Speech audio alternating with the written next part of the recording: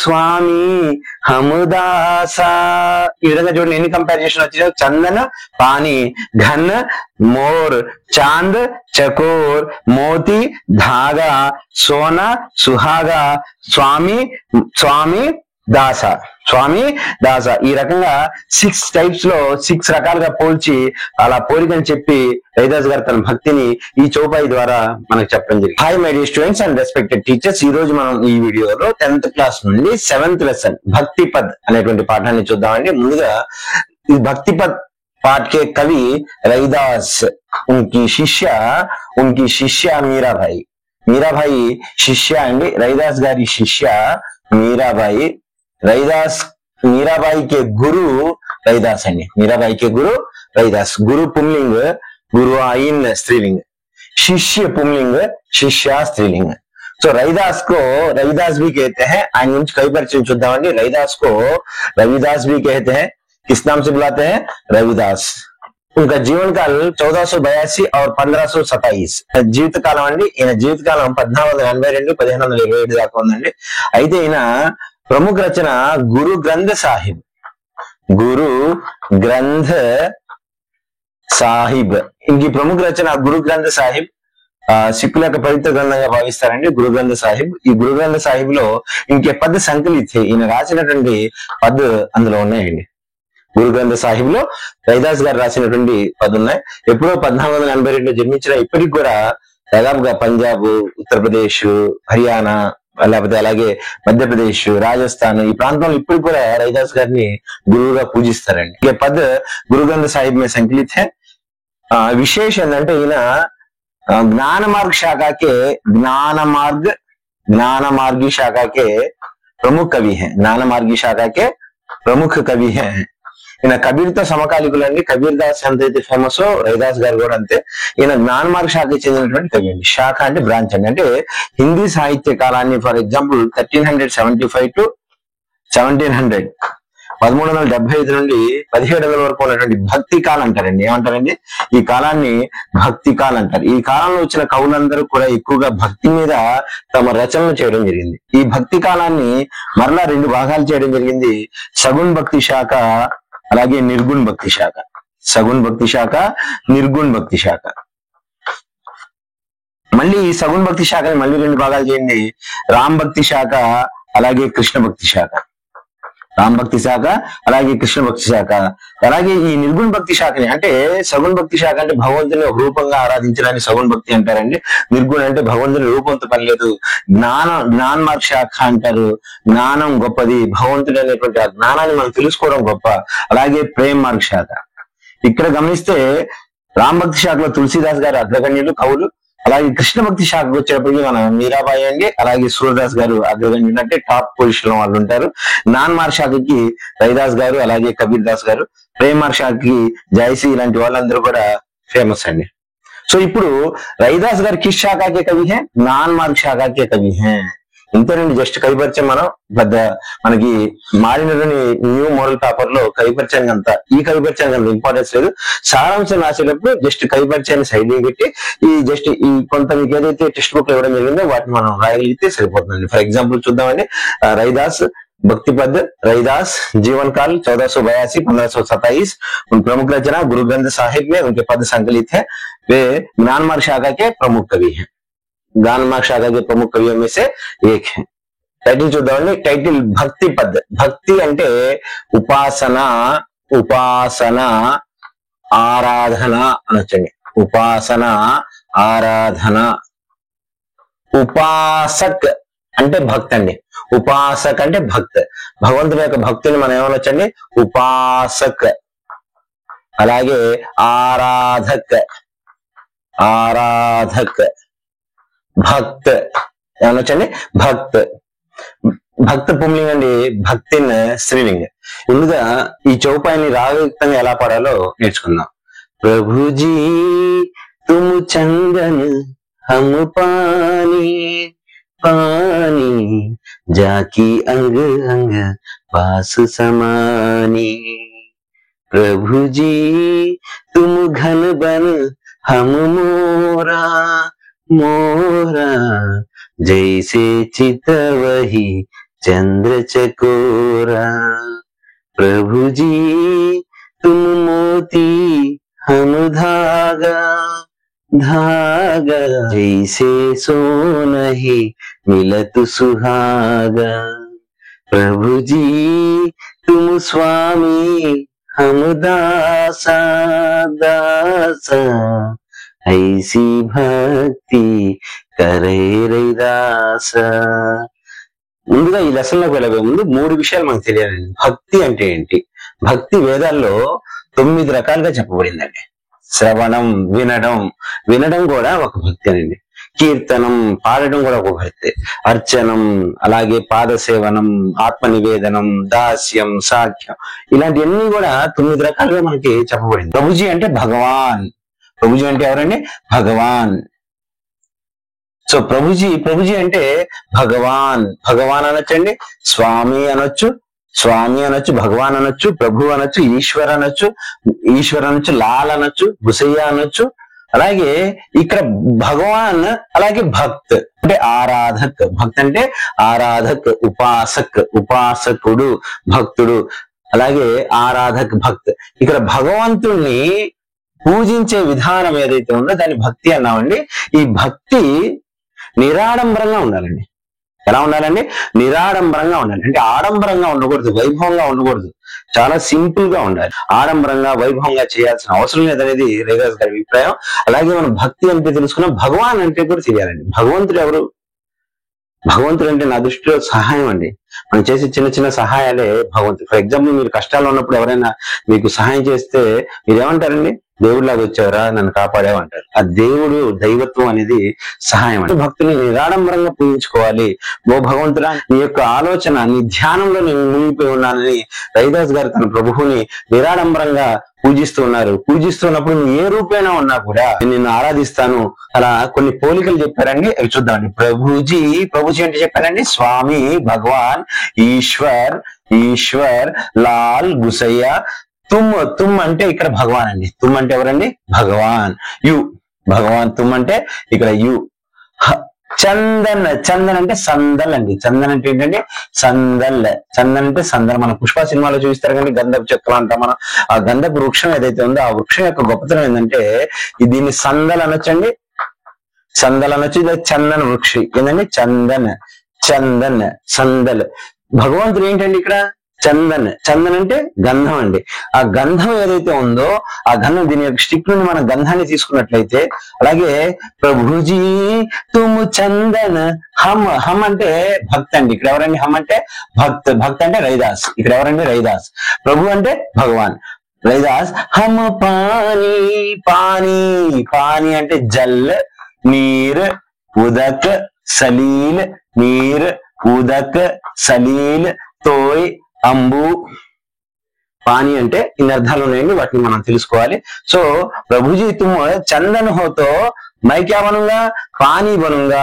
పానీ, పానీ అంటే చెప్పారు కదండి, నీర్, జల్, వారి, వారి, తోయ్, సలీల్, సలీల్, ఉదక్, ఉదక్.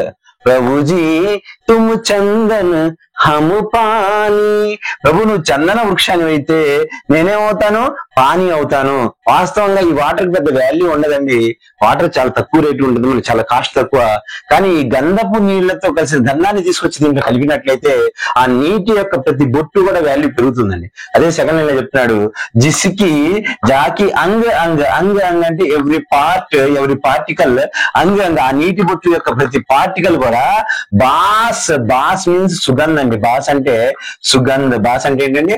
సుగంధ, సువాసన, ఖుష్బు. సుగంధ అంటే ఖుష్బు. ఖుష్బు అనొచ్చండి. ఖుష్బు ఆపోజిట్ బద్బు అండి. ఖుష్బు ఆపోజిట్ బద్బు. సమాని, సమాని వ్యాప్త్ హోనా, వ్యాప్త్ కర్నా, వ్యాప్త్.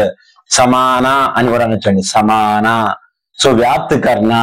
సో ఇక్కడ ప్రతి నీటి బొట్టులో కూడా సుగంధం అనేది వ్యాపిస్తుందండి. వాస్తవంగా వాటర్ కి పెద్ద సుగంధం ఉండదు, కానీ ఎప్పుడైతే ఈ గంధం కలిసిందో దాని యొక్క వాల్యూ పెరిగిపోయిందండి.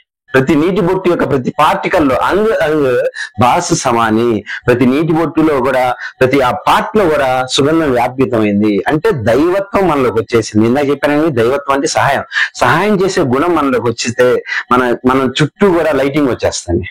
ఎందుకంటే మనలో దైవత్వం అనేది వ్యాపించింది. ప్రతి పార్ట్ లో కూడా దైవత్వం వ్యాపించింది. మనకి ఏ గుణం వచ్చిందండి? సహాయం చేసే గుణం.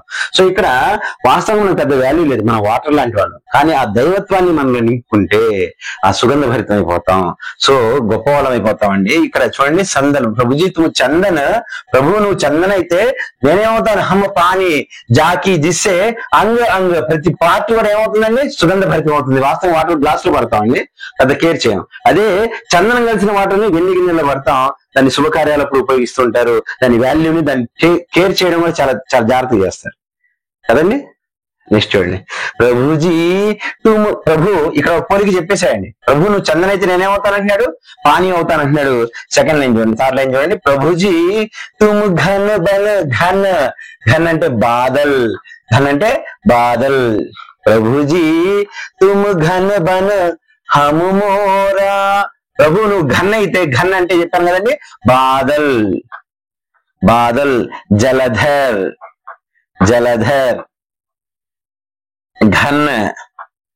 ప్రభుజీ తుమ్ ఘన్ బన్ బననా, ఒకవేళ నువ్వు మేఘాన్ని అయితే హమ్ మోరా, మోరా మయూర్, మోరా మయూర్, మోరా అంటే ఏంటండి? మయూర్. ప్రభుజీ तुम घन बन हम मोरा, हम क्या बनते हैं? मोरा बनते हैं. क्या बनते हैं?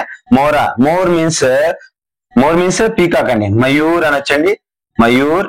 మోర్ పుంలింగ్ అండి, మోర్ని స్త్రీలింగ్, మోర్ని స్త్రీలింగ్. మోర్ మయూర్ అనేది తత్సం తద్భవం అండి. ప్రభుజీ తుమ్ ఘన్ బన్, ఘన్ అంటే చెప్పాను కదండి, బాదల్, జలధర్, మేఘ మేఘ మేఘ, ఘన బన్ బనతో నువ్వు గనక మేఘాన్ని అయితే నేనేమవుతానంటున్నా అండి? మోరా. More means Mayur, Mayur. ఇసే ఏ విధంగా అయితే లైక్ దట్. చిత్తవహి, చిత్తవహి అంటే దేఖతి, దేఖనా, చిత్తవహి అంటే దేఖనా, చిత్తవత్. చంద్ర, చంద్రమా, చంద్రమా. శశి, కోరా, చకోरा एक पक्षी है. प्रभु जी तुम चांद हो तो, तुम चांद हो तो, चांद चांद चंद्र, तत्सम तद्भव अंడి, चांद चंद्र. इसे चितवही चंद्र चकोरा, चकोर एक इस पक्षी है. చకోర్ ఒక పక్షి అండి. ఈ పక్షి మీరు బాహుబలి సినిమాలో చూసుంటారండి. ఈ పక్షి ఏం చేస్తుందంటే ఆ చంద్రుని యొక్క వెన్నెల్ని అలాగే చూస్తూ ఉంటదండి. ఆ చంద్రుని యొక్క వెన్నెల్ని అలా చూస్తూ ఉంటుంది. ఆ చంద్రుని యొక్క వెన్నెల్లో ఆ వెన్నెల్ని చూస్తూ సంతోషపడిపోతూ ఉంటుంది. ఏ విధంగా అయితే చకోర్ పక్షి, చకోర్ పక్షి, పక్షి ఏకవచన పక్షి బహువచనం అండి. పక్షి ఏకవచనం పక్షి బహువచనం, దయచేసి పక్షి కాదండి. చకోర్ పక్షి ఏ విధంగా అయితే చంద్రుని చూస్తుందో ఉसी प्रकार मैं मोर बनकर आपको देखूंगा. किसको? घन को. घन कौन है यहाँ पे? భగవాన్. ఎవరండి ఇక్కడ ఘన్? ఎవరు? భగవంతుడు. ఏమవుతానండి? భగవంతుడిగా వస్తే నేనేమవుతానని చెప్తున్నాడు? మోర్ అవుతానని చెప్తున్నాడు. భగవంతుడు చంద్రుడు అయితే నేనేమవుతానంటున్నాడు? చకోర్ పక్షి అవుతానంటున్నాడు. అలాగే ప్రభుజీ తుమ్ చందన్ హోతో నేనేమవుతున్నాడు? పాని అంటున్నాడండి. కవి చూడండి ఎన్ని పోలికలు చెప్తున్నాడు. ఇది ఇంపార్టెంట్ అండి. కవి ఎలా పోల్చారనేది కూడా మనకి ఇంపార్టెంట్. నెక్స్ట్, ప్రభుజీ తుమ్ మోతి. ప్రభుజీ సేమ్ అంటే భగవాన్, ఈశ్వర్. తుమ్ భగవాన్. మోతి, మోతి ఏకవచన్, మోతి బహువచన్ చాలా సార్లు. మోతి సాగర్ మే మిల్తా హై ఏకవచన్ అండి. మోతి సాగర్ మే మిల్తే హై బహువచన్ అండి. చాలా ఇంపార్టెంట్ అండి. స్టార్ పెట్టుకోండి. చాలా మంది మోతి అని రాస్తారు, రాంగ్ అండి. మోతి ఏకవచన్, మోతి బహువచన్. ఇది కూడా పుంలింగ పదం అండి. కాబట్టి మోతి సాగర్ మే మిల్తా హై ఏకవచన్, మోతి సాగర్ మే మిల్తే హై బహువచన్. మోతి. ప్రభుజీ తుమ్ మోతి. మోతి అంటే ముత్యం అండి, పెరల్. మోతి, మోతి మనకి తద్భవం అవుతుందండి.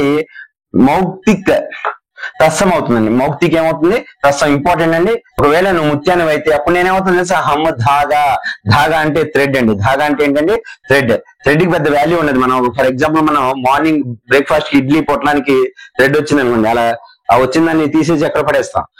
అదే దారం అదే ముత్యాల దండలో కనుక వస్తే ఆ దారాన్ని, ఆ ముత్యాల దండని తీసుకెళ్లి మనం బీరువాలో దాబెట్టుకుంటాం. అంటే జాగ్రత్త చేసుకుంటాం. అంటే దారం యొక్క వాల్యూ భగవంతుల్లో చేరడం వల్ల, ఆ దైవత్వం రావడం వల్ల దారానికి కూడా వాల్యూ ఏమైందండి? పెరిగిందండి. దారానికి కూడా వాల్యూ ఏమైంది? పెరిగింది. ధాగా కౌన్ హై? यहाँ पे धागा कौन है? धागा रैदास है, मोती कौन है? भगवान। मोती कौन है? भगवान। ఇవన్నీ కూడా భగవాన్ అండి. ఫర్ ఎగ్జాంపుల్ चंदन कौन है? भगवान। घन घन कौन है? भगवान। चांद कौन है? भगवान। मोती कौन है? भगवान। पानी भक्त रैदास, मोर रैदास, चकोर भक्त रैदास, धागा धागा भक्त रैदास అండి. నెక్స్ట్ ఇంకోటి చూడండి, జైసే సోనహి. ఎలా కలిసిపోతానని చెప్తున్నాడు దీంట్లో. ఎలా కలిసిపోతున్నాడు? జైసే ఏ విధంగా అయితే, సోనహి సోనా, సోనా అంటే గోల్డ్ అండి. సోనా అంటే ఏంటండి? గోల్డ్. మనం ఏదైనా ఆభరణాన్ని తయారు చేసుకుంటాం కదండి, రింగ్ కానీ లేకపోతే ఏదైనా ఆభరణాన్ని తయారు చేసుకున్నప్పుడు ఇది గోల్డ్ అనుకోండి, స్వర్ణ అంటామండి. స్వర్ణ, సోనా, సోనా, స్వర్ణ. ఈ సోనా మిలత్ సుహాగా, మిలత్ మిలన, మిలత్ అంటే మిలన అండి, కలవడం. సుహాగా, సుహాగా అంటే తెలియదండి. ఇది సుహాగా అనేది ఒక బోరాక్స్ పౌడర్ లాంటిది, అంటే ఒక పదార్థం అండి. ఈ పదార్థం దీన్ని తెలుగులో వెలిగారం అంటారండి. వెలిగారం అంటారు లేదా టంకణం అంటారు. వెలిగారం అంటారు లేదా టంకణం అంటారు. మనకి బోరాక్స్ టైప్ అండి. ఇది ఒక క్రిస్టల్ టైప్ లో ఉంటుందండి. దీన్ని కలవడం వల్ల దీని యొక్క షైనింగ్ ఏమవుతుందంటే పెరుగుతుందండి. అంటే దీనికి కూడా వాల్యూ పెరుగుతుంది. ఇది వాస్తవంగా పెద్ద కాస్ట్ కాదండి. ఎప్పుడైతే ఇది బంగారంతో కలిసిందో ఆటోమేటిక్ ఏమవుతుందండి, దీని వాల్యూ కూడా ఏమవుతుంది, పెరిగిపోతుందండి దైవత్వంలో కలిస్తే. సో సుహాగా, జైసే సోనహి మిలత్ సుహాగా. ఏ విధంగా అయితే బంగారంలో సుహాగా కలిసిపోతుందో అదే విధంగా నేను మోతీలు ధాగా అలా కలిసిపోతున్నాను. ధాగా. సో ఇప్పుడు ధాగా యొక్క వాల్యూ పెరిగింది, అలాగే సుహాగా యొక్క వాల్యూ కూడా పెరిగిందండి. प्रभुजी तुम मोती हम धागा, धागा जैसे सोनहि मिलत सुहागा. ఎలాగైతే గోల్డ్ లో సుహాగా కలిసిందో అలా నా వాల్యూ పెరుగుతుంది నీలో కలిసినప్పుడు. అంటే ఆ దైవత్వం వచ్చినప్పుడు, నలుగురు సహాయం చేసే గుణం వచ్చినప్పుడు మన వాల్యూ కూడా ఏమవుతుందండి, పెరుగుతుంది. ప్రభుజీ తుమ్ స్వామి. స్వామి మాలిక్ అండి. స్వామి అంటే ఎవరండి? మాలిక్. ప్రభు అనొచ్చు, యజమాని అనొచ్చు, ఓనర్ అనొచ్చు. ప్రభుజీ తుమ్ స్వామి హమ్ దాసా. దాసా పుంలింగ్ అండి, దాసి స్త్రీలింగ్ అండి. దాసా ఈజ్ ఈక్వల్ టు సేవక్ అండి. సేవక్ అంటే సర్వెంట్, సేవక్.